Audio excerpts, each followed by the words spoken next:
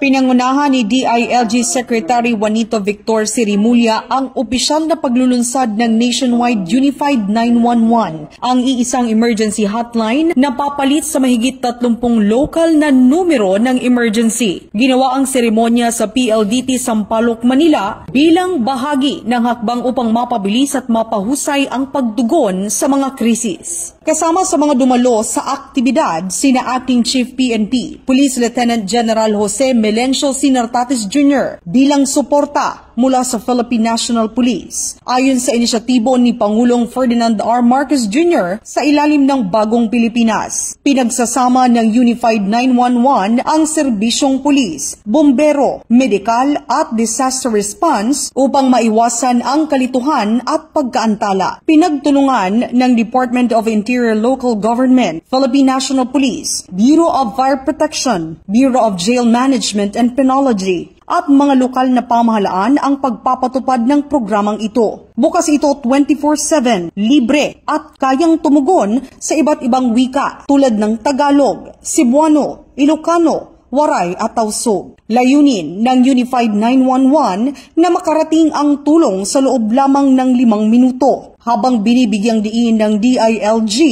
na ang proyekto ay isang mahalagang hakbang para mas mapalakas ang kaligtasan at tiwala ng bawat pamilya at barangay sa buong bansa.